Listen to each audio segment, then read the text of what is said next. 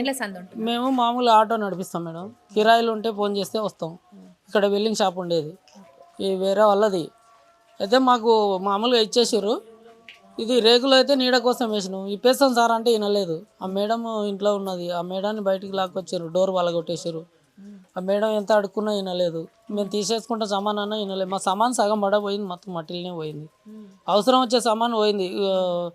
SSC రేకులు అయితే ఒక్కొక్క సీట్ వచ్చి 3000 4000 ఉంటుంది.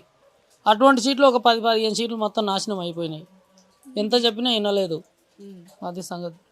చిన్నపిల్లలు, వృద్ధులని ఇట్లా ఎవరిని చూడకుండా, ముసలోళ్ళని చూడకుండా అందరిని లాగి బయటికి పంపేసిరంట. నిజమేనా? నువ్వు చూసినావా నిన్న? నిజమే మేడం. ఇక్కడనే ఉన్నా నేను నిన్న.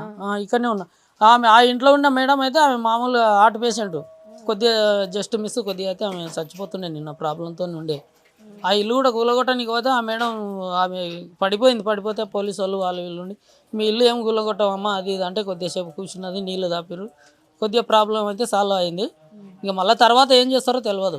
కానీ రంగనాథ్ సార్ ఏమో పేదల ఇళ్ళని అసలు కూలగొట్టొద్దు, కూలగొడతలేము అని ఫీల్డ్ ఆఫీసర్లకి చెప్పిండంట నిన్న. తెలియదు మేడం. మరి నిన్న కూలగొట్టిందంతా చూసి ఇక్కడ పేదల ఇల్లులే.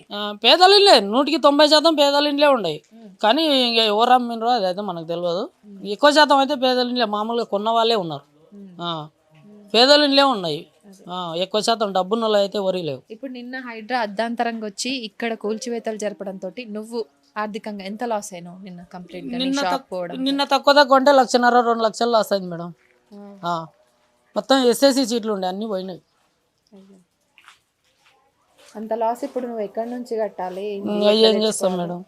మరి నీ జీవనోపాధి మీద కొట్టిరు కదా, ఇప్పుడు నువ్వు అది చేసుకుంటేనే నీకు పని వెళ్తుంది, నీకు ఇంత పూట గడుస్తుంది. మరి ఇప్పుడు ఎట్లా 1,50,000 ఎవరు తెచ్చి పెడతారు? ఏంది అప్పు తెచ్చుకున్నావా? ఎక్కడి నుంచి తెచ్చుకొని ఈ షాప్ పెట్టుకున్నావు? బయట ఆల్రెడీ అడ్వాన్స్లు కూడా తీసుకున్నాం. ఆ షాపుల మీద కూడా దెబ్బ పడింది. ఇప్పుడు వాళ్ళు మాకు డబ్బులు ఇవ్వమంటున్నారు. ఇప్పుడు మాకు షాపులు కూడా నడుస్తలేవు. చాలా ఎఫెక్ట్ పడింది మేడం. ఏం చెప్పదలుచుకున్నావు హైడ్రా అధికారులకు? టైం ఇవ్వాలి మేడం. టైం ఇచ్చి ఒక వారం రోజుల 4 రోజుల టైం ఇచ్చి మీరు తీసేసుకోండి అంటే వాళ్ళు ఏదైనా మనకు అవసరం వచ్చే ఐటమ్ అన్న తీసుకొని బయటికి వెళ్తారు. కానీ ఎప్పటి నుంచో ఇక్కడ భూ కబ్జాదారులు కబ్జా పెడుతురు. స్థానికంగా ఉన్న పొలిటికల్ లీడర్లు, లేకపోతే ఇక్కడ ఉన్న రియల్ ఎస్టేట్ వ్యాపారాలు చేసుకునేటోళ్ళు ఇక్కడంతా కబ్జా పెట్టి 50-100 గజాలు చేసి అమ్ముతురు. వీళ్ళు కొనుక్కున్నారు. ఇదంతా ప్రభుత్వానికి తెలిసే హైడ్రాని పంపించింది అనేసి అంటున్నారు. హైడ్రా కూడా ముందస్తుగానే 6 నెలలు 8 నెలల ముందే మీకు ఎప్పటి నుంచో సర్వే చేయడము, ఇక్కడ ఇదంతా ప్రభుత్వ భూమి, ఇదంతా కబ్జాకి గురైంది అనేసి కూడా మీకు ఇంటిమేట్ చేస్తున్నట్టు చెప్తున్నారు. మాకు ముందైతే ఎవరు చెప్పలే మేడం. చెప్తే ఎవరు కొన్నారు? అసలుకు చెప్పలేదు. చెప్పకుండానే మామూలుగా కొన్నాము, అయిపోయినాయి. ఆల్రెడీ కూలగొట్టేసిండు. ఈ పక్కన ఉన్నాయన మా ఆటో డ్రైవరే, ఆయన కూడా మస్తు బాధపడినాడు. ఈ పక్కన ఉంది ఇల్లు కూలగొట్టి, అది కూలగొట్టలేదు.